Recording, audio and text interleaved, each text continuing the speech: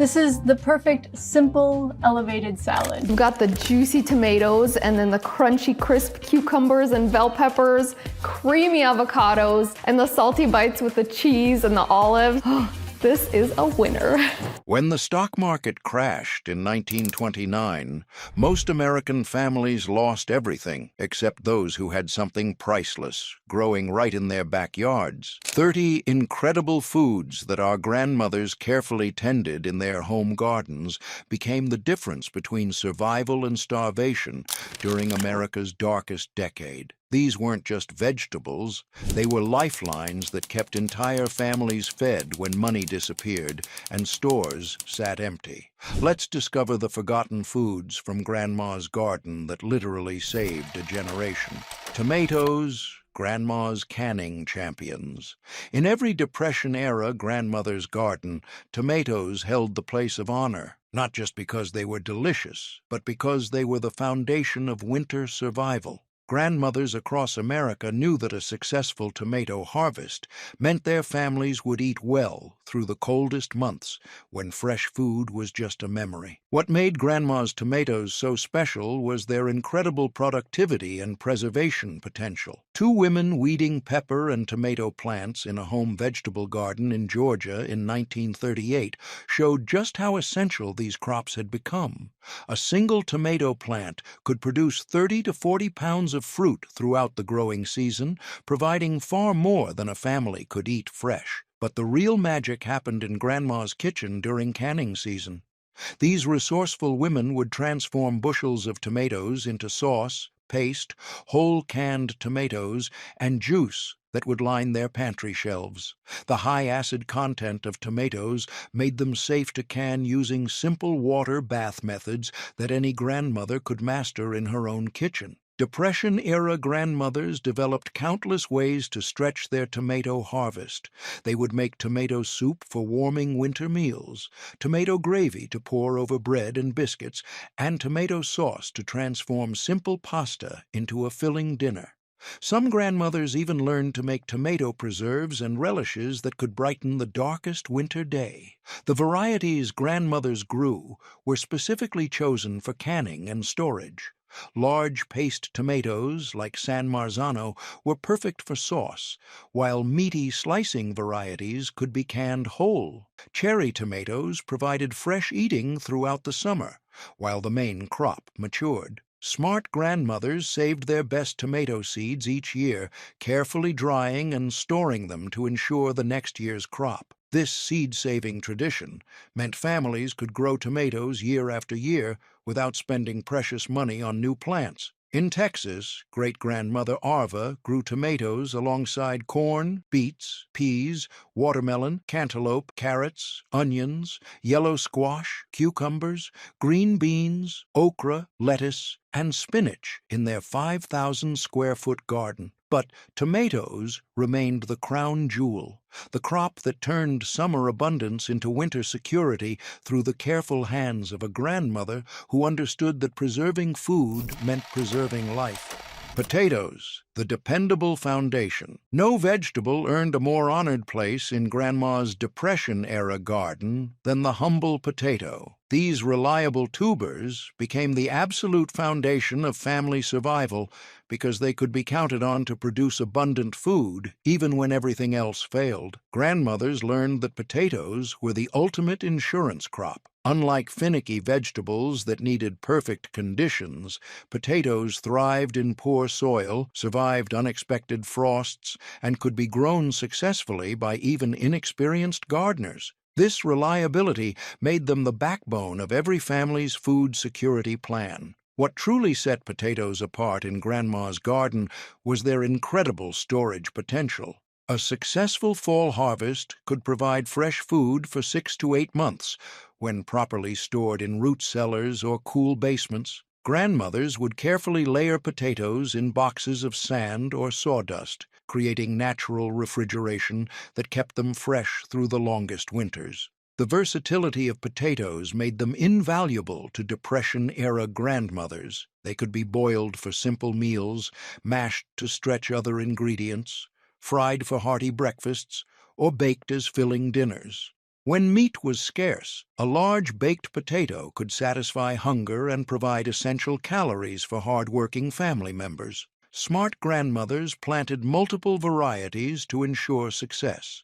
Early varieties provided fresh food in summer when stored vegetables were running low, while late varieties could be stored for winter. Some grandmothers even saved potato eyes from their eating potatoes to plant the following year, ensuring they could grow food without buying expensive seed potatoes. Common vegetables planted during the Depression were potatoes, onions, corn, beans, cabbage, beets, peas, cucumbers, green peppers, carrots, turnips, and greens.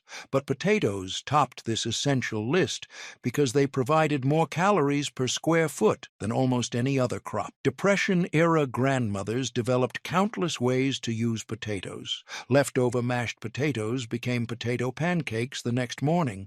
Potato peelings were saved for the chickens or compost pile. Even the cooking water was saved to use in bread recipes or to water other plants. One grandmother who lived through the Depression remembered, "We made it through because we had a garden, because we had a cow and our chickens." But she might have added that potatoes were the foundation that made everything else possible. Green beans, the summer to winter bridge. In Grandma's Depression garden, green beans served as the perfect bridge between summer abundance and winter scarcity. These prolific plants provided fresh eating throughout the growing season while producing enough surplus for canning that would sustain families through the cold months. What made green beans so valuable to Depression-era grandmothers was their dual nature. Young, tender pods could be picked and eaten fresh, while mature pods could be left to dry on the vine, providing protein-rich dried beans for winter storage. This flexibility meant grandmothers could adjust their harvest based on immediate needs versus long-term security. The productivity of green beans amazed even experienced gardeners. Bush varieties would produce continuously for 6 to 8 weeks, while pole varieties climbed cornstalks or simple trellises made from whatever materials grandmothers had available. The more beans were picked, the more the plants produced, rewarding daily attention with increased harvests. Grandmothers became experts at preserving green beans through multiple methods. Fresh beans could be canned in glass jars using pressure canning methods, creating tender vegetables that would taste garden fresh months later. Others preferred to dry green beans by stringing them on thread and hanging them in attics or dry rooms, creating leather breeches that could be rehydrated for winter meals. In their 50 by 100-foot fenced gardens, grandmothers grew corn, beets, peas, tomatoes, watermelon, cantaloupe, carrots, onions, yellow squash, cucumbers, green beans, okra, lettuce, spinach, and herbs. Green beans earned their place because they required minimal care while providing maximum food value. The cooking methods grandmothers used maximized both nutrition and flavor. Fresh beans were often cooked with bacon grease and onions, creating hearty side dishes that could serve as complete meals when meat was scarce. Dried beans were soaked overnight and slow-cooked with whatever seasonings were available. Some grandmothers developed special techniques for extending the green bean harvest. By planting successive crops every 2 weeks, they ensured fresh beans from early summer through fall frost. This staggered planting meant families enjoyed fresh beans for months, rather than dealing with overwhelming harvests that couldn't be preserved quickly enough. Seed-saving tradition meant successful bean varieties could be grown year after year, with grandmothers carefully selecting the best pods for next year's seed. Cabbage, the storage champion. When Depression-era grandmothers needed vegetables that could last through the entire winter without spoiling, cabbage became their most trusted ally. These dense, hardy heads could be stored for months in simple root cellars, providing fresh vegetables when everything else had been consumed. Danish ball-head cabbage became the variety of choice for grandmothers who understood storage. These incredibly dense heads could be kept in cold storage for up to 8 months, maintaining their crisp texture and nutritional value throughout the longest winters. The tight packing of leaves created natural protection against spoilage and moisture loss. What made cabbage so valuable in Grandma's garden was its dual-season growing capability. Smart grandmothers planted early varieties for fresh summer eating and late varieties specifically for winter storage. The late cabbages would be planted in midsummer and harvested just before hard frost, timing their maturity perfectly for long-term storage. Grandmothers developed numerous preservation methods for their cabbage harvests. Fresh cabbage could be made into sauerkraut through fermentation, creating a vitamin-rich food that would keep for months while providing beneficial probiotics. Others preferred to store whole heads in root cellars, wrapping them in newspaper or burying them in boxes of sand. The nutritional value of cabbage made it especially precious during Depression winters. Rich in vitamin C, a single serving provided as much nutrition as expensive citrus fruits, helping prevent scurvy and other vitamin deficiencies that plagued families during lean times. In Grandma's kitchen, cabbage became incredibly versatile. Fresh cabbage could be made into coleslaw, boiled with potatoes for filling meals, or stuffed with rice and meat scraps for special dinners. Stored cabbage maintained its quality for soups, stews, and casseroles throughout the winter months. The front, back, and side yards of homes were turned into food-producing vegetable gardens during the Depression, with cabbage occupying prime space due to its storage value. Some grandmothers would bury whole cabbages in trenches covered with straw, creating outdoor storage that kept vegetables fresh until spring. Seed saving with cabbage required special techniques, as grandmothers would select their best heads for overwintering and allow them to flower the following spring. This 2-year process ensured future generations of families could grow these essential storage vegetables without purchasing expensive seeds. Carrots, the sweet root survivors. In Grandma's Depression garden, carrots represented both reliability and sweetness during times when sugar was too expensive for most families to buy. These hardy root vegetables could be counted on to produce nutritious food even in poor soil conditions that would defeat more finicky crops. What made carrots especially valuable to Depression-era grandmothers was their remarkable storage ability. Properly stored carrots could remain crisp and sweet for 6 to 8 months, providing fresh vegetables well into spring when the new garden was just being planted. Grandmothers would layer them in boxes of sand or sawdust in root cellars, creating perfect conditions for long-term storage.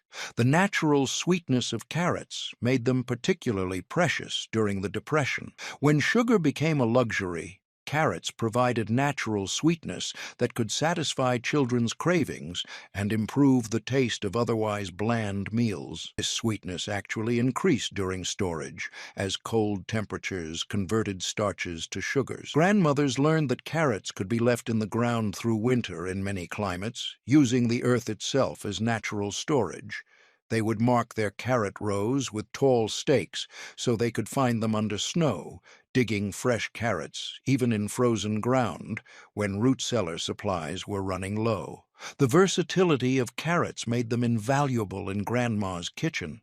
They could be eaten fresh as snacks, grated into salads for texture and nutrition, or cooked in countless ways. Carrot tops weren't wasted either. Grandmothers would use them in soups or feed them to chickens and rabbits. In Texas, great-grandmother Arva grew carrots alongside corn, beets, peas, tomatoes, watermelon, cantaloupe, onions, yellow squash, cucumbers, green beans, okra, lettuce, spinach, and herbs in their carefully tended garden. Carrots earned their place because they required minimal care while providing maximum nutrition. The vitamin A content of carrots made them especially important for growing children during the Depression. When other sources of vitamins were expensive or unavailable, carrots provided essential nutrients that supported healthy vision and immune systems. Some grandmothers developed special varieties through careful seed selection, choosing carrots that grew well in their particular soil conditions. This plant breeding ensured that future generations would have access to carrots perfectly adapted to their local growing conditions. Onions, the flavor preservers. No Depression-era grandmother's garden was complete without a generous planting of storage onions. These weren't the sweet onions we know today, but tough, long-keeping varieties that could last 8 to 10 months when properly cured and stored, providing essential flavor through the longest winters. What made onions absolutely indispensable to grandmothers was their dual role as both food and natural preservative. When stored alongside other vegetables in root cellars, the natural compounds in onions helped prevent spoilage and extend the life of entire storage systems. This preservation quality was like having natural food protection when refrigeration wasn't available. Grandmothers chose varieties like Yellow Globe and Australian Brown, specifically for their keeping qualities rather than their flavor. These hardy onions developed thick, papery skins that protected them from moisture and decay. The pungent flavor that made them less pleasant to eat raw actually contributed to their superior storage life. The growing process for storage onions required patience and timing that grandmothers mastered through experience. They would plant onion sets in early spring, tend them through the growing season, and harvest them in late summer when the tops began to yellow. The curing process was crucial. Onions had to be dried in the sun until their outer skins became papery before storage. In their home gardens, grandmothers grew onions alongside other essential crops like corn, beets, peas, tomatoes, carrots, yellow squash, cucumbers, green beans, okra, lettuce, spinach, and herbs. Onions earned their place because they transformed simple ingredients into flavorful meals that made survival food actually taste good. The kitchen magic that onions provided couldn't be overstated. When meals consisted mainly of beans, potatoes, and preserved vegetables, onions added the flavor that made monotonous diets bearable. They could transform a simple pot of beans into a satisfying meal, or turn leftover vegetables into appetizing soup. Grandmothers would braid the cured onion tops together, creating strings that could be hung in cool, dry places like attics or pantries. These braided onions became both practical storage and decorative elements that spoke to a grandmother's skill in preserving food. The propagation of onions allowed grandmothers to save sets from their best plants, ensuring future crops without the expense of purchasing new planting material each year. Beets, the natural sugar factory. When sugar became too expensive for Depression-era families to purchase, grandmothers turned to beets as their natural sweetness factory. These remarkable root vegetables provided both nutritious food and natural sweetness that could satisfy cravings and improve the taste of harsh-tasting preserved foods. What made beets particularly valuable in Grandma's garden was their complete usability. The sweet roots provided calories and natural sugars, while the nutrient-rich greens offered vitamins that were otherwise hard to obtain. Depression-era grandmothers would harvest the greens throughout the growing season for fresh eating, then dig the roots in fall for winter storage. Beets thrived in conditions that would challenge other vegetables. They could tolerate poor soil, drought, and cool temperatures, making them reliable producers even during the difficult growing conditions that often accompanied economic hardship. This reliability meant grandmothers could count on beets to produce food when other crops might fail. The storage capabilities of beets made them invaluable for winter food security. Properly stored beets could last 4 to 6 months in root cellars, maintaining their sweetness and nutritional value throughout the cold season. Grandmothers would layer them in boxes of sand or sawdust, creating optimal storage conditions. A man and woman harvesting beets on their farm in Kansas in 1939 demonstrated how essential these crops had become to family survival. The natural sugars in beets made them perfect for stretching other foods and creating treats when store-bought sweets were impossible to afford. Grandmothers developed numerous ways to process and use their beet harvests. Fresh beets could be boiled, roasted, or pickled. The pickling process not only preserved them, but created tangy vegetables that could brighten winter meals, consisting mainly of stored root vegetables and preserved beans. The natural red color of beets made them particularly appealing during times when food presentation mattered for family morale. Even simple meals looked more appetizing when brightened with colorful beets. Some grandmothers learned to concentrate beet juice into syrup by slow cooking, creating a natural sweetener that could replace expensive sugar in recipes. This beet syrup could sweeten bitter greens, enhance bread recipes, or create simple candies for children who rarely experienced store-bought treats during these difficult times. Swiss chard, the cut-and-come-again champion. Among all the greens in Grandma's Depression garden, Swiss chard stood out as the most generous producer. This remarkable vegetable had an almost magical ability. The more you harvested it, the more it grew, providing continuous fresh food throughout the entire growing season from a single planting. What made Swiss chard absolutely invaluable to Depression-era grandmothers was its cut-and-come-again nature. Unlike lettuce or spinach that needed replanting every few weeks, Swiss chard would keep producing from the same plants all season long. A grandmother could plant a row in spring and harvest fresh leaves for months until hard frost. The productivity of Swiss chard amazed even experienced gardeners. The large, crinkled leaves could be harvested when young and tender for fresh eating, or left to grow larger for cooking. Even in the hottest part of summer, when lettuce would bolt and become bitter, Swiss chard remained sweet and productive. Grandmothers particularly valued Swiss chard for its incredible vitamin content. Rich in vitamins A and C, plus iron and other essential minerals, it provided nutrition that was otherwise expensive or unavailable during the lean years. This made it especially important for growing children and pregnant women in the family. The versatility of Swiss chard made it perfect for Grandma's kitchen. Young leaves could be eaten fresh in salads, while older leaves were excellent when cooked like spinach. The thick, colorful stems could be prepared separately, almost like asparagus, providing two vegetables from one plant. Depression-era grandmothers would plant their Swiss chard near the kitchen door for easy daily harvesting. They could pick just what they needed for each meal, ensuring the plants continued producing while providing fresh food every day. The hardy nature of Swiss chard meant it could survive light frosts and continue producing long after other greens had died back for winter. Some grandmothers would cover their chard plants with old sheets or newspapers on cold nights, extending the harvest season even further.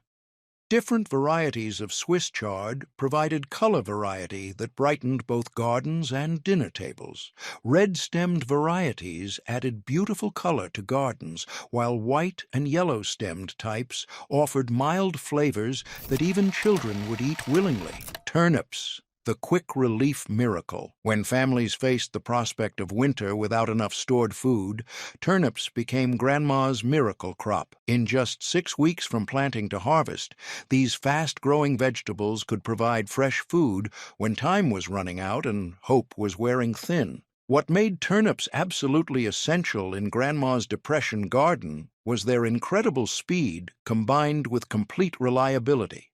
Unlike other vegetables that needed perfect conditions and careful timing, turnips could be planted late in the season and still produce full-sized roots before hard frost killed them.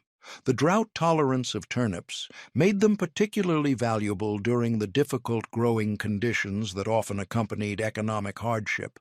Even when rain was scarce and other plants were wilting, turnips would continue growing, their deep tap roots finding moisture that other crops couldn't reach. Depression-era grandmothers learned to maximize every part of the turnip plant. The roots could be eaten fresh, cooked like potatoes, or stored in root cellars for winter use. The greens were equally valuable, providing fresh vitamins that could be cooked like spinach or added to soups for extra nutrition. The storage capabilities of turnips provided security through winter months. Properly stored turnips could last 3 to 4 months in cool conditions, providing fresh vegetables when other supplies were running low. Some grandmothers would leave turnips in the ground under mulch, harvesting them fresh throughout winter. One family member remembered, "My dad was born in 1934 and said he remembered a lot of turnip soup. This simple meal of turnips, water, and whatever seasonings were available could feed a family when money was too tight for store-bought food." The succession planting of turnips allowed grandmothers to have fresh food available throughout the growing season. By planting small amounts every few weeks, they could avoid the feast or famine cycle that plagued single-harvest crops. Grandmothers particularly appreciated turnips because they could be grown in partial shade and poor soil where other vegetables might fail. This meant previously unproductive areas of the yard could be turned into food-producing space. The fact that turnips improved in flavor after light frost meant grandmothers could leave them in the garden until the last possible moment, providing fresh food even as winter approached. Peas, the early season hope. When spring arrived and families were desperately waiting for fresh food after a long winter of stored vegetables, peas represented the first ray of hope in Grandma's garden. These cool weather champions could be planted earlier than any other crop, providing fresh protein and vitamins when families needed them most. What made peas absolutely precious to Depression-era grandmothers was their ability to thrive in cool spring conditions that would kill other vegetables. While families waited for warm weather to plant tomatoes and beans, peas were already growing and producing, often providing the first fresh vegetables of the year. The complete usability of peas made them incredibly valuable. Young pods could be eaten whole like snap peas, providing fresh crunch and sweetness. As they matured, the peas themselves became plump and sweet, perfect for eating fresh or adding to soups and stews. Even when fully mature, they could be dried for winter storage. Grandmothers learned to plant peas in succession, sowing new rows every 2 weeks to extend the harvest throughout the cool season. This staggered planting meant families could enjoy fresh peas for months rather than having all their peas mature at once.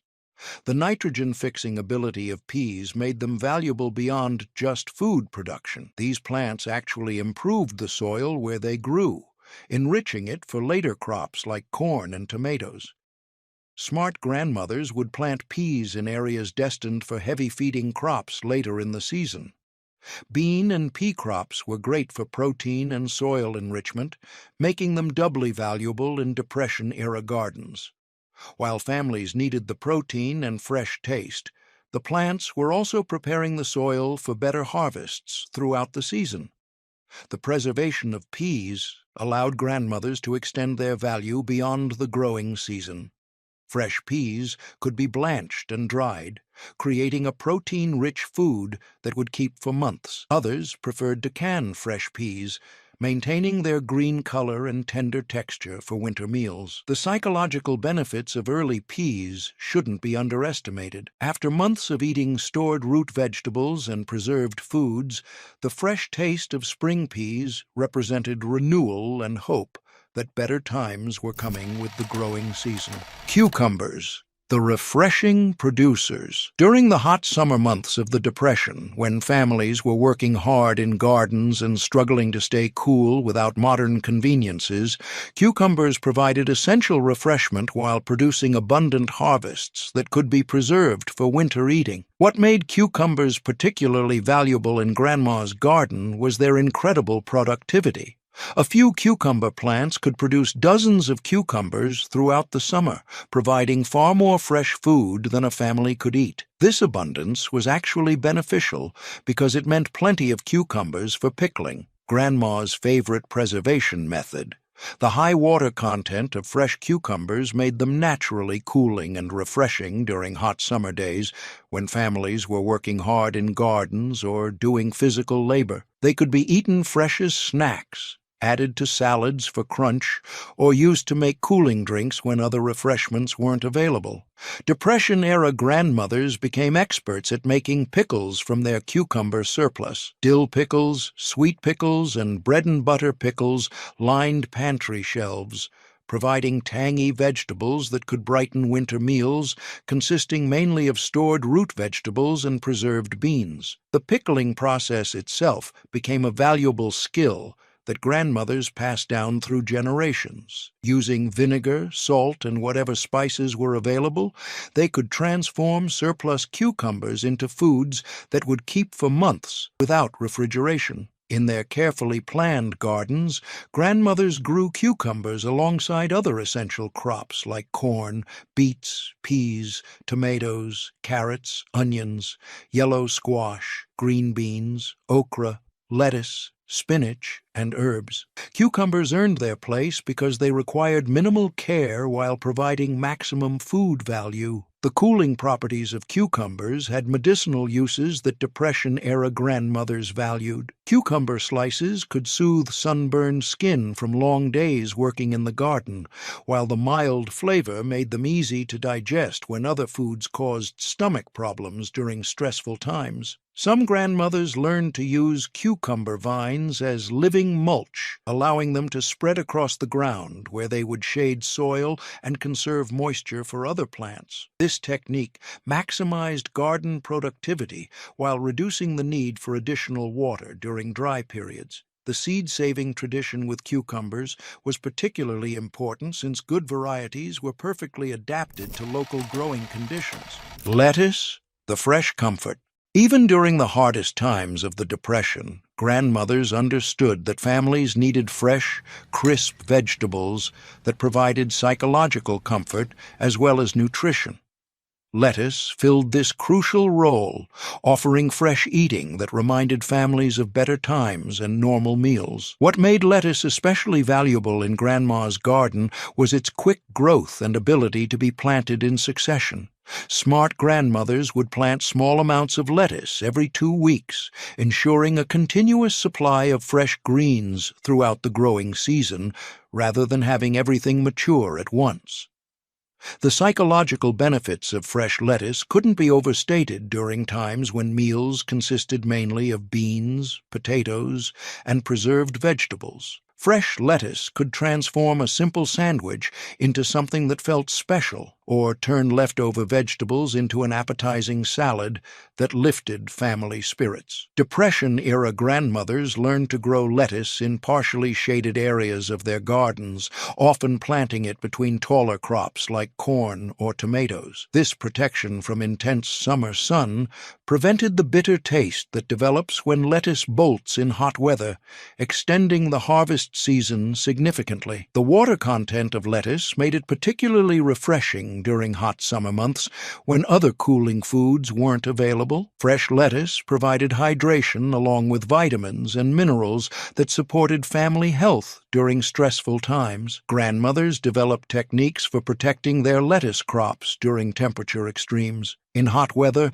they would create shade using old sheets or boards. In cool weather, they could cover lettuce with newspapers or cloth to extend the growing season and provide fresh food longer. Different varieties of lettuce allowed grandmothers to provide variety in texture and flavor. Leaf lettuces could be harvested by picking outer leaves while allowing centers to continue growing, while head lettuces provided the satisfying crunch that families craved. The The speed of lettuce growth made it perfect for filling gaps in the garden where other crops had been harvested.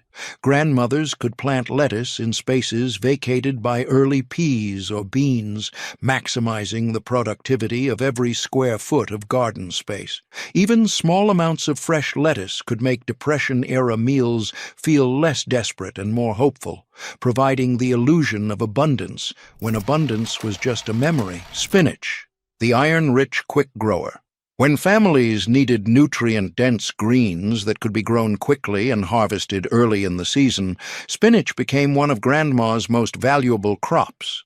This fast-growing green provided essential iron and vitamins during a time when nutritional deficiencies were common among families struggling to eat well. What made spinach absolutely essential in Grandma's Depression garden was its incredible iron content combined with rapid growth. While other greens took months to mature, spinach could be ready to harvest in just 4 to 6 weeks, providing fresh nutrition early in the growing season when stored vegetables were running low. The cool weather tolerance of spinach meant grandmothers could plant it earlier than most other crops, often getting fresh greens when families were most desperate for vitamins after long winters of preserved food. This early harvest was crucial for preventing the nutritional deficiencies that plagued many families.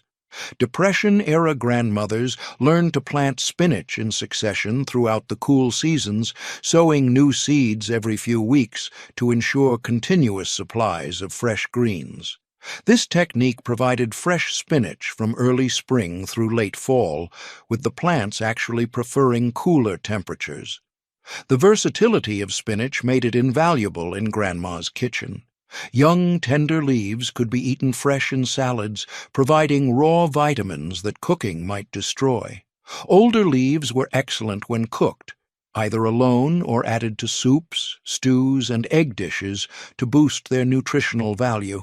Spinach could be preserved for winter use through several methods that grandmothers mastered. It could be canned, though this required pressure canning equipment. More commonly, grandmothers would blanch and dry spinach, creating concentrated nutrition that could be added to winter soups and stews. The compact growth habit of spinach meant it could be grown in small spaces and even in partial shade where other vegetables might not thrive.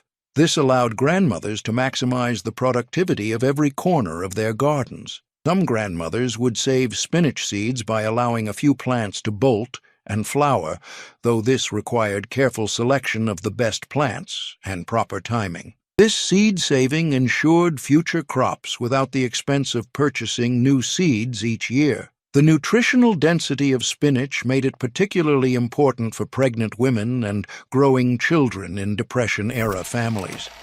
Peppers, the vitamin C powerhouses.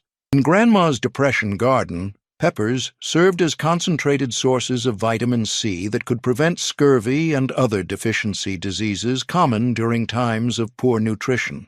These heat-loving plants produced abundantly in summer while providing vegetables that could be preserved for winter eating.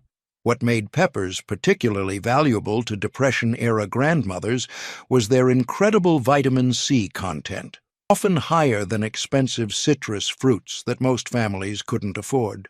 A single pepper could provide a day's worth of this essential vitamin, helping maintain family health during times when fresh fruit was a luxury. The productivity of pepper plants amazed grandmothers who learned to care for them properly. A single plant could produce dozens of peppers throughout the growing season, providing fresh eating in summer and plenty of surplus for preservation. This abundance from just a few plants made peppers incredibly efficient uses of garden space. 2 women weeding pepper and tomato plants in a home vegetable garden in Georgia in 1938 showed how essential these crops had become. Peppers required careful attention during the growing season, but rewarded good care with impressive harvests that could feed families for months. Grandmothers developed numerous methods for preserving their pepper harvests. Sweet peppers could be canned, pickled, or dried. Hot peppers were often strung on thread and hung in dry places, creating colorful decorations that were also practical food storage. These dried peppers could season winter meals and provide vitamins when fresh vegetables were unavailable. The heat tolerance of peppers made them valuable during hot summer months when other crops might struggle. While lettuce wilted and cool season crops gave up, peppers thrived in the heat, continuing to produce food when families needed it most. Different varieties of peppers allowed grandmothers to provide various flavors and heat levels. Sweet bell peppers could be eaten fresh or stuffed with rice and meat scraps for special meals. Hot peppers could add flavor to bland winter meals, consisting mainly of stored vegetables and preserved beans. The seed-saving tradition with peppers was particularly important since good varieties were perfectly adapted to local growing conditions and family taste preferences. Grandmothers would carefully select the best peppers for seed, ensuring future generations could grow these essential vitamin sources. Squash, the generous summer producers. Among all the vegetables in Grandma's Depression garden, summer squash stood out for its incredible generosity. These productive plants seemed determined to feed families well, producing abundant harvests throughout the entire growing season from just a few seeds.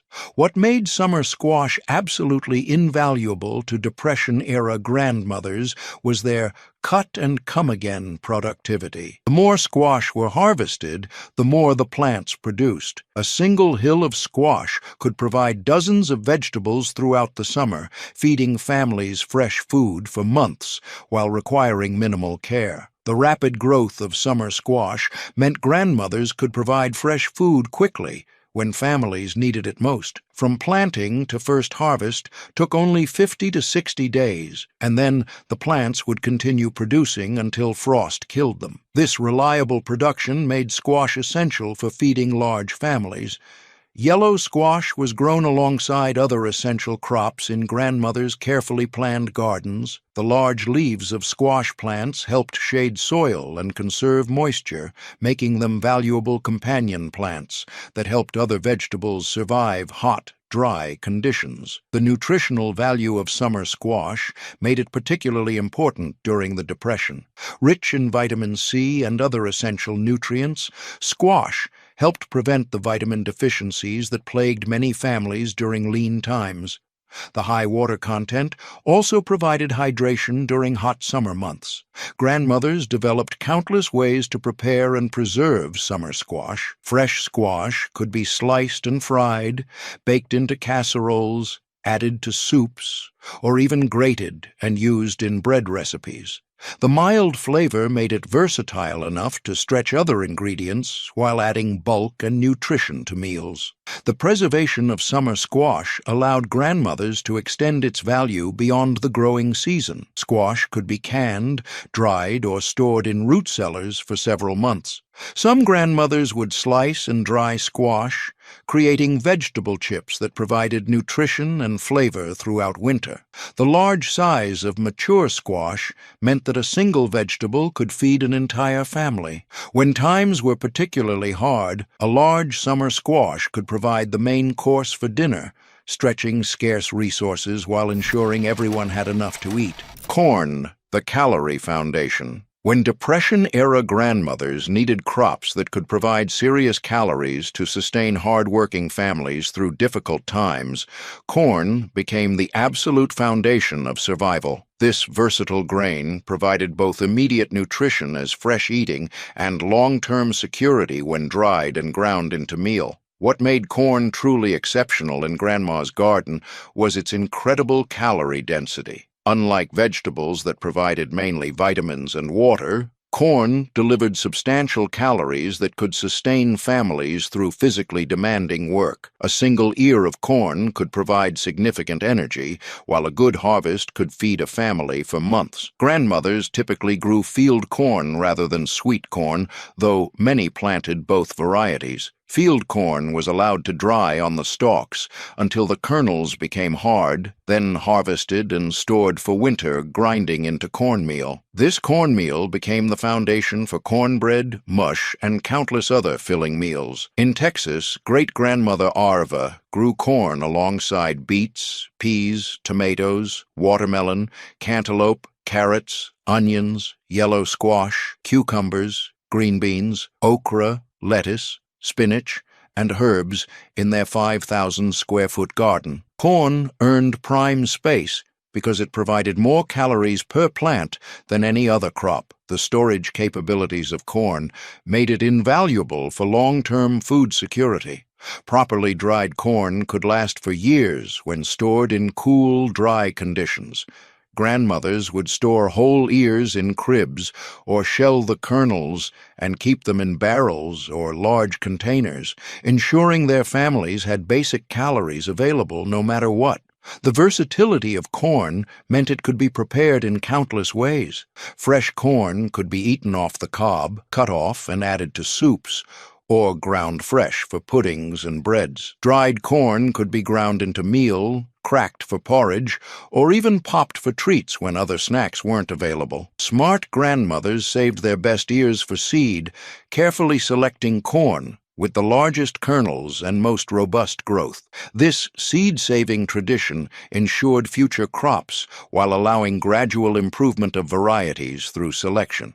The tall stalks of corn also served practical purposes in Grandma's garden, providing natural trellises for climbing beans and creating windbreaks that protected more delicate vegetables from harsh weather conditions. Radishes, the fast, fresh hope. When families needed fresh vegetables quickly and couldn't wait for slower crops to mature, radishes became Grandma's go-to crop for immediate gratification.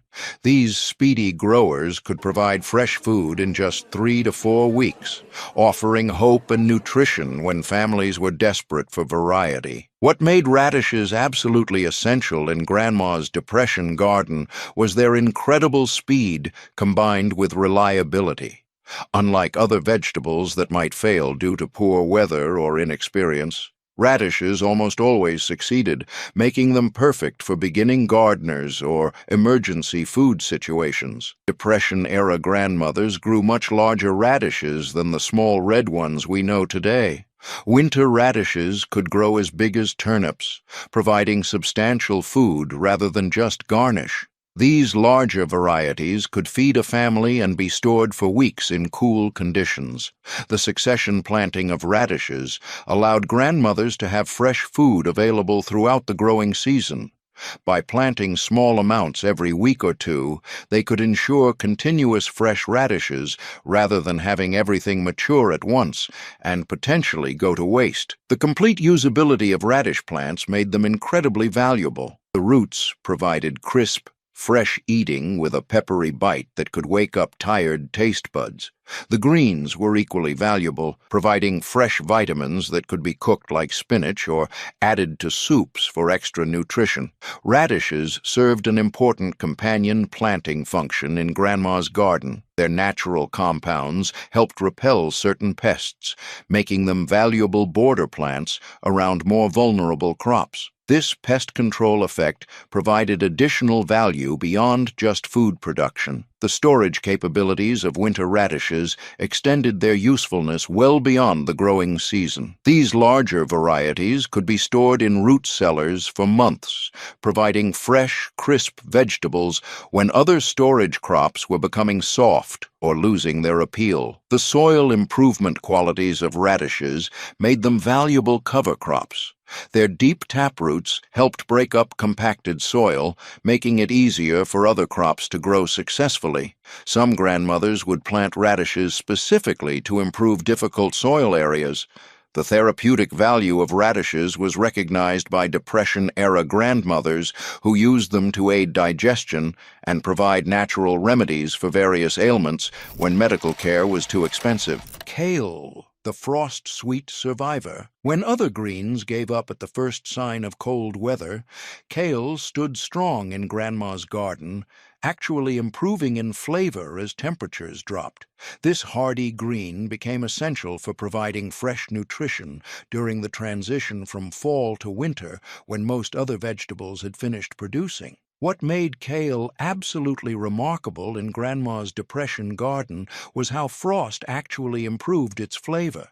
Cold temperatures converted starches in the leaves to sugars, making post-frost kale sweeter and more palatable than summer-grown leaves. This meant families could enjoy the best-tasting greens just when they needed them most. The incredible cold tolerance of kale meant grandmothers could harvest fresh vegetables well into winter, often lasting until hard freezes killed the plants entirely. Some varieties could survive temperatures as low as 10 degrees Fahrenheit, providing fresh food when everything else in the garden was dormant. Depression-era grandmothers learned to harvest kale by taking outer leaves while leaving the center to continue producing. This method provided continuous fresh greens from spring through winter, with each plant producing dozens of meals over its extended growing season. The nutritional density of kale made it especially valuable during times when other vitamin sources were scarce or expensive. Rich in vitamins A, C, and K, plus iron and calcium, kale provided essential nutrients that kept families healthy during long winter months when fresh food was otherwise unavailable. The preservation of kale allowed grandmothers to extend its benefits even further. Kale could be blanched and dried, creating concentrated nutrition that could be added to winter soups and stews. The dried kale took up minimal storage space while providing maximum nutritional benefit. Some grandmothers would protect their kale plants with simple cold frames or covers, extending the harvest season even further. These protection methods allowed fresh kale harvest throughout winter in many climates, providing psychological benefits as well as nutrition. The large size of mature kale leaves meant that a few plants could provide substantial food. A single large kale leaf could provide enough greens for an entire meal, making these plants incredibly efficient producers of nutrition per square foot of garden space. Turnip greens, the double-duty producers. In Grandma's Depression garden, turnip greens represented the perfect example of getting two vegetables from one plant, while the roots provided filling, nutritious food that could be stored for months. The greens offered fresh vitamins that were essential for maintaining family health during difficult times. What made turnip greens particularly valuable to Depression-era grandmothers was their incredible productivity throughout the growing season. The greens could be harvested continuously while the roots were developing underground, providing fresh food for months from a single planting while ensuring a root crop for winter storage. The nutritional density of turnip greens surpassed many other leafy vegetables. Rich in vitamins A and C, plus iron and calcium, these greens provided essential nutrients that helped prevent the deficiency diseases common during times of poor nutrition. The peppery flavor also stimulated appetites that might flag during stressful times. Grandmothers learned to harvest turnip greens strategically, taking outer leaves while allowing inner leaves to continue feeding the developing roots. This harvesting method maximized both immediate food and long-term storage, ensuring families benefited from both parts of the plant. The cooking methods for turnip greens developed by Depression-era grandmothers maximized both nutrition and flavor. Fresh greens were often cooked with bacon grease or ham bones when available, creating hearty dishes that could serve as complete meals rather than just side dishes. The preservation of turnip greens allowed grandmothers to extend their value beyond the growing season. Greens could be canned, though this required careful processing. More commonly, they were blanched and dried, creating concentrated nutrition that could flavor and enrich winter meals. The companion planting value of turnips made them useful beyond just food production. The root crops helped break up compacted soil, making it easier for other vegetables to grow successfully in following seasons. One family member remembered eating turnip soup regularly during the Depression.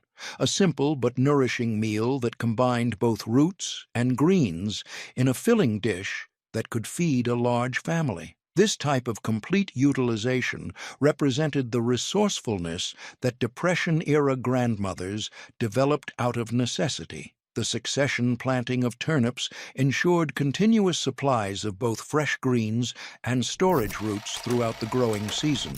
Collard greens, the all-season champions. Among all the greens in Grandma's Depression garden, collard greens earned the title of ultimate survivors. These remarkable plants kept producing fresh food when everything else had given up, providing essential nutrition throughout the year from the same hardy plants. What made collard greens absolutely indispensable to Depression-era grandmothers was their ability to withstand both summer heat and winter cold. During heat waves that would wilt lettuce and spinach, collards stood tall and strong. When winter frost killed most other greens, collards became sweeter and more tender. The incredible temperature tolerance of collards meant grandmothers could harvest fresh vegetables nearly year-round from the same plants. These greens could survive temperatures as low as 10 degrees Fahrenheit, often providing fresh food throughout winter when other vegetables were just memories. Depression-era grandmothers learned to harvest collards by picking lower leaves while allowing the top to continue producing. This harvesting method created plants that looked like small trees and produced food for years. Some families grew collard plants that reached 8 to 9 feet tall and lived for multiple seasons. The nutritional powerhouse that collards represented couldn't be overstated. Packed with more calcium than milk and enough vitamin C to prevent scurvy, collards provided essential nutrients that kept families healthy when other vitamin sources were unavailable or too expensive. One grandmother who lived through the Depression always kept her pots always full and her freezer always stuffed with produce, collards, mustards, turnips, peas, tomato gravy, squash. This quote shows how central collards became to family food security. The preservation methods for collards allowed grandmothers to extend their benefits throughout the year. Collards could be canned, dried, or even salted down in barrels, creating preserved greens that would provide vitamins during the leanest months. The psychological benefits of fresh collards during winter months provided hope and comfort when families needed it most. Having fresh, green vegetables available when everything outside was dead and brown reminded families that spring would return and better times lay ahead. The easy propagation of collards meant successful plants could provide seeds for future years, ensuring this essential crop would continue feeding families without additional expense. Sweet potatoes, the underground gold mine. When Depression-era grandmothers needed crops that provided maximum nutrition and calories from minimal space, sweet potatoes delivered more food value per square foot than almost any other vegetable. These orange treasures became underground gold mines that could sustain families through the hardest times. What made sweet potatoes absolutely remarkable in Grandma's garden was their incredible nutritional density. Packed with vitamin A, potassium, and natural sugars, a single sweet potato could provide significant nutrition for a hungry family member. The high-calorie content meant they could serve as complete meals, not just side dishes. The storage capabilities of sweet potatoes made them invaluable for Depression-era food security. Properly cured sweet potatoes could last 6 to 10 months in simple storage conditions, providing fresh food well into the next growing season. This storage ability meant families could eat fresh vegetables in spring when the new garden was just being planted. Grandmothers learned the crucial curing process that made long-term storage possible. Sweet potatoes had to be dug carefully to avoid bruising, then cured in warm, humid conditions for several days before being stored in cool, dry places. This process converted starches to sugars, while healing any small cuts that might cause spoilage. The versatility of sweet potatoes made them incredibly valuable in Grandma's kitchen. They could be baked like regular potatoes, mashed for side dishes, sliced and fried for breakfast, or even used in dessert recipes when sugar was unavailable. The natural sweetness satisfied cravings that couldn't be met with store-bought sweets. The complete usability of sweet potato plants maximized their value. The nutritious tubers grew underground while the edible vines provided additional greens that could be cooked like spinach. This meant families got two vegetables from one plant, maximizing the productivity of precious garden space. The propagation of sweet potatoes was particularly important since they couldn't be grown from seed. Grandmothers would save their best tubers for slipping, a process where sweet potatoes were encouraged to sprout shoots that could be planted for the next year's crop. The soil improvement qualities of sweet potatoes made them valuable for conditioning difficult garden areas, as their extensive root systems helped break up compacted soil while adding organic matter. Mustard greens, the peppery survivors. When families needed greens that could survive harsh conditions while providing bold flavor to monotonous Depression-era meals, mustard greens proved they could handle whatever nature and economic hardship threw at them. These spicy survivors thrived when other vegetables failed. What made mustard greens especially valuable in Grandma's Depression garden was their incredible hardiness, combined with distinctive flavor. While other greens would wilt in poor soil, drought, or extreme temperatures, mustard greens continued growing vigorously, their peppery leaves adding excitement to otherwise bland survival meals.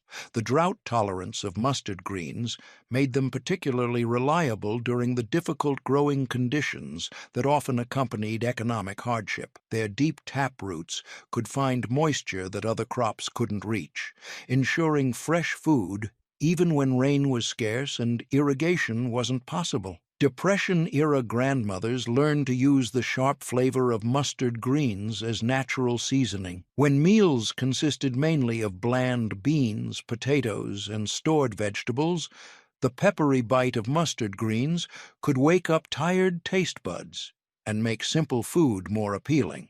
The rapid growth of mustard greens meant grandmothers could provide fresh food quickly when families needed variety. From planting to harvest took only 4 to 6 weeks, and successive plantings could provide fresh greens throughout the growing season. The preservation methods for mustard greens allowed grandmothers to extend their fiery flavor throughout the year. Like other hardy greens, mustard could be canned, dried, or fermented. The strong flavor meant a little preserved mustard greens could season large pots of winter soup or stew. Garden herbs, the flavor and medicine cabinet. In Grandma's Depression garden, herbs served dual roles as both flavor enhancers that made survival food palatable and as the family medicine cabinet when professional medical care was too expensive. These aromatic plants provided hope and healing during the darkest times. What made herbs absolutely essential to Depression-era grandmothers was their incredible concentration of flavor. A small amount of dried herbs could transform a simple pot of beans or soup into something that actually tasted good, making the psychological difference between surviving and truly living during difficult times. The medicinal properties of garden herbs made them invaluable when families couldn't afford doctors or medicine. Sage could flavor scarce meat while soothing sore throats. Thyme added taste to soups while helping with respiratory problems. Parsley provided vitamin C while adding fresh flavor to stored vegetables throughout winter. Depression-era grandmothers became experts at preserving herbs for year-round use. They would dry bundles of herbs in attics or dry rooms, creating concentrated seasonings that could flavor an entire winter's worth of meals. Some herbs were preserved in vinegar, maintaining their potency while creating flavored vinegars for cooking. The space efficiency of herbs made them perfect for Grandma's carefully planned gardens. A small herb patch could provide seasoning and medicine for an entire family while taking up minimal space that might otherwise be needed for food crops. In their home gardens, grandmothers grew herbs alongside corn, beets, peas, tomatoes, carrots, onions, yellow squash, cucumbers, green beans, okra, lettuce, and spinach. Herbs earned their place because they provided value far beyond their size. The perennial nature of many herbs meant they would return year after year without replanting, providing reliable seasoning and medicine with minimal effort. This reliability was crucial for families who couldn't afford to replace expensive plants each season. The pest-repelling properties of many herbs provided additional garden benefits. Strong-scented herbs like basil, mint, and rosemary helped keep harmful insects away from more vulnerable food crops, creating natural protection systems. The seed-saving tradition with herbs was particularly important since good varieties were often family heirlooms passed down through generations, carrying both culinary traditions and medicinal knowledge that had proven effective over decades of use. Garlic, the natural antibiotic. When medical care was too expensive and antibiotics didn't exist, garlic served as Grandma's natural pharmacy. This pungent bulb provided powerful health protection while adding essential flavor to Depression-era meals that might otherwise be completely bland and unappetizing. What made garlic truly exceptional in Grandma's Depression garden was its natural antibiotic properties. At a time when simple infections could be life-threatening and medical care was beyond most families' reach, garlic provided natural protection against bacteria and viruses that could destroy family health. The storage life of garlic made it incredibly valuable for year-round health protection. Properly cured garlic could last 6 to 8 months, providing both medicine and seasoning throughout winter when fresh foods were scarce. This long storage life meant families could plant garlic once and have benefits lasting nearly a year. Depression-era grandmothers learned the crucial curing process that made garlic storage possible. Garlic had to be harvested when lower leaves began browning, then cured in warm, dry conditions until outer skins became papery. Properly cured garlic could be braided and hung in cool, dry places. The flavor transformation that garlic provided couldn't be overstated during times when meals consisted mainly of beans, potatoes, and preserved vegetables. A few cloves could make simple food taste rich and satisfying, providing psychological comfort as well as nutrition. The easy propagation of garlic made it perfect for families with limited resources. Each clove planted would produce an entire bulb, meaning families could start with just a few cloves and eventually have enough garlic to last through multiple years of hard times. The companion planting benefits of garlic made it valuable throughout Grandma's garden. Planted near other crops, garlic helped repel aphids, spider mites, and other harmful insects, providing natural pest control that protected valuable food crops. The medicinal preparations that grandmothers made from garlic included crushing cloves for poultices, making garlic tea for respiratory problems, and using garlic oil for ear infections. These home remedies often prevented minor problems from becoming serious health crises. Celery, the crunchy keeper. In Grandma's Depression garden, celery provided the satisfying crunch and fresh flavor that made simple meals feel more substantial. This versatile vegetable served multiple purposes, from fresh eating to flavoring soups and stews that formed the backbone of Depression-era nutrition. What made celery particularly valuable to Depression-era grandmothers was its storage capability when properly handled. Fresh celery could be kept crisp for weeks in cool, humid conditions, providing fresh vegetables when other crops were finished for the season. Some grandmothers would store celery in damp sand in root cellars.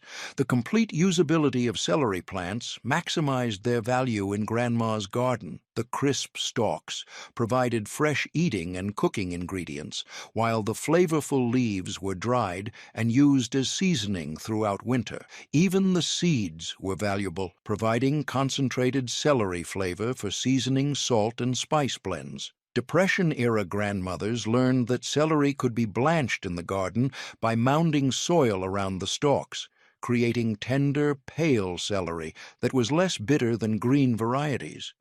This blanching process required extra work, but produced premium vegetables that made simple meals feel special. The soil requirements for celery made it challenging but rewarding to grow. Celery needed rich, moist soil and consistent water, making it a crop that required attention but rewarded careful care with abundant harvests. Grandmothers often planted celery in the richest parts of their gardens. The preservation methods for celery allowed grandmothers to extend its benefits beyond the growing season. Celery could be dried for seasoning, canned in soups and stews, or even pickled for tangy winter vegetables. The leaves dried particularly well, creating concentrated flavoring for winter cooking. Parsnips, the winter sweet surprise. When Grandma needed vegetables that would actually improve during winter storage, parsnips provided the sweetest surprise in her depression garden. These remarkable roots transformed from ordinary vegetables into natural candy after being touched by frost, providing sweetness when sugar was too expensive to buy. What made parsnips absolutely magical in Grandma's garden was their frost improvement quality. Unlike other vegetables that suffered in cold weather, parsnips actually got better, converting their starches into natural sugars that made them surprisingly sweet. This transformation made them incredibly valuable when families craved sweetness. The winter storage capability of parsnips was unmatched among root vegetables. Grandmothers could leave parsnips right in the ground through winter, using the earth as natural storage. Whenever they needed food, they could dig fresh parsnips even from frozen ground, providing fresh vegetables when everything else was preserved.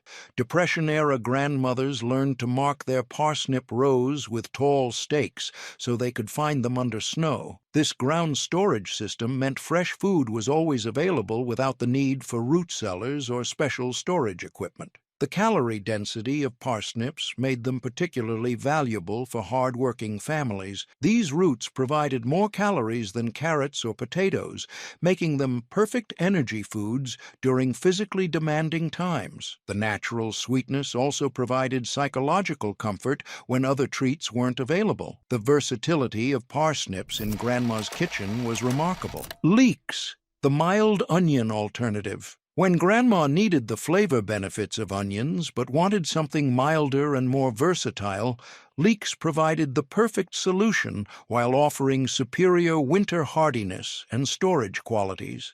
These gentle giants became essential components of Depression-era survival cooking. What made leeks especially valuable in Grandma's garden was their ability to survive harsh winter conditions that would kill regular onions. Leeks could be left in the ground through winter and harvested as needed, providing fresh onion flavor when stored vegetables were becoming monotonous and unappetizing. The mild flavor of leeks made them perfect for families with children who might refuse stronger-tasting onions. They could be used in soups, stews, and casseroles without overwhelming other flavors, yet still provided the aromatic base that transformed simple ingredients into satisfying meals. Depression-era grandmothers learned to use every part of the leek plant for maximum value. The white portions could be used like onions in cooking, while the green tops could be dried and used as seasoning throughout winter. This complete utilization meant families got multiple uses from each plant. The storage methods for leeks allowed grandmothers to preserve their harvest through multiple techniques. Leeks could be dried, pickled, or even buried in sand in root cellars. Some grandmothers would plant leeks in cold frames, extending the fresh harvest season well into winter. The soil improvement qualities of leeks made them valuable for garden health. Like other members of the onion family, leeks helped improve soil structure while their roots added organic matter that benefited following crops. The companion planting benefits of leeks provided natural pest control in Grandma's garden. Their onion family compounds helped repel aphids, carrot flies, and other harmful insects, protecting more vulnerable crops planted nearby. Brussels sprouts, The Mini-Cabbage Powerhouses. In Grandma's Depression garden, Brussels sprouts represented concentrated nutrition that could feed families well into winter. These miniature cabbages packed incredible food value into small packages while thriving in cool weather when other vegetables had finished producing. What made Brussels sprouts particularly valuable to Depression-era grandmothers was their extended harvest season. Unlike crops that matured all at once, Brussels sprouts could be harvested continuously from the same plants throughout fall and early winter, providing fresh vegetables when most gardens were dormant. The cold tolerance of Brussels sprouts meant grandmothers could count on fresh food well into winter. These hardy plants actually improved in flavor after frost, becoming sweeter and more tender as temperatures dropped. Some varieties could survive temperatures below 20 degrees Fahrenheit. The space efficiency of Brussels sprouts made them perfect for Grandma's carefully planned gardens. A single plant could produce 50 to 100 small heads over an extended harvest period, providing substantial food from minimal garden space. This productivity made them incredibly valuable in small backyard gardens. Depression-era grandmothers learned to harvest Brussels sprouts from the bottom of the plant upward, picking the lower sprouts first, while allowing upper ones to continue developing. This harvesting method extended the season and maximized the total harvest from each plant. The nutritional density of Brussels sprouts made them especially important during Depression winters. Rich in vitamin C, vitamin K, and folate, these miniature cabbages provided essential nutrients that helped prevent deficiency diseases when other vitamin sources were unavailable. The preservation methods for Brussels sprouts allowed grandmothers to extend their benefits beyond the fresh season. Brussels sprouts could be blanched and dried, pickled for tangy winter vegetables, or even stored fresh in root cellars for several weeks. The cooking techniques that grandmothers developed made Brussels sprouts appealing even to reluctant family members. They could be boiled with bacon grease, roasted until caramelized, or added to hearty stews where their cabbage flavor enhanced the overall dish.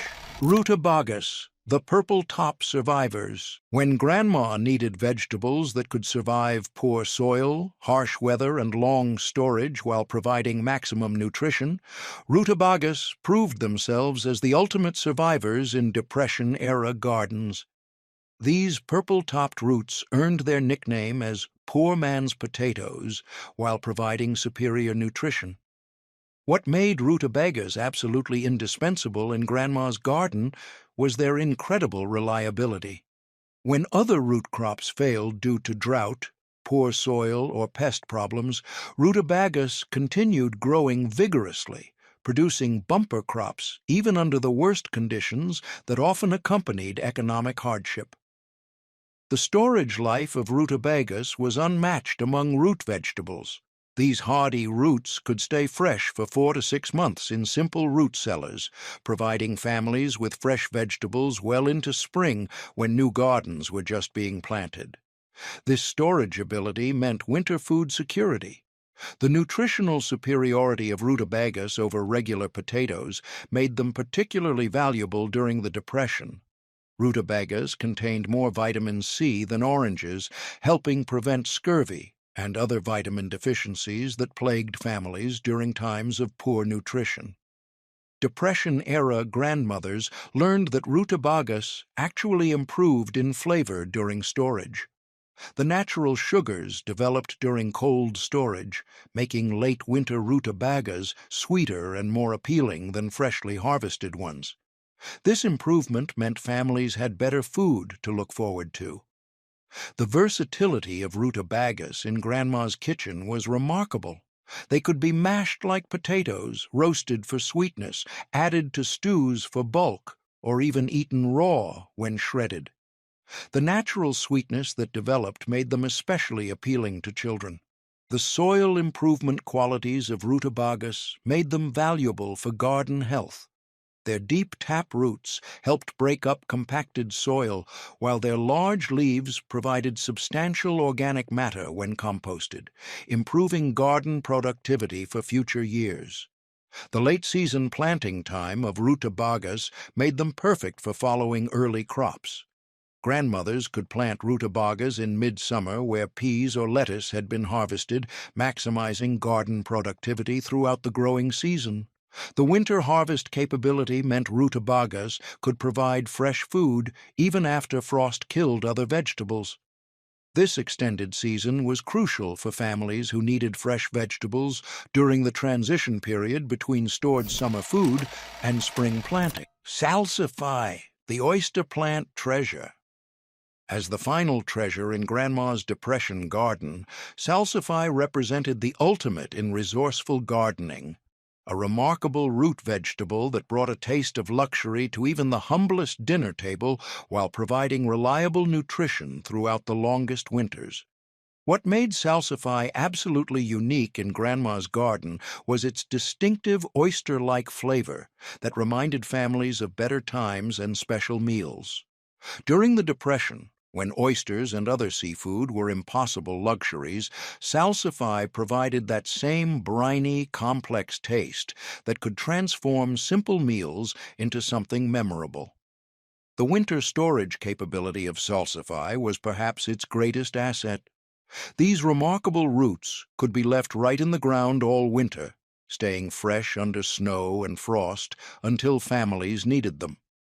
Grandmothers could dig fresh salsify even from frozen ground, providing fresh vegetables when everything else was preserved or stored.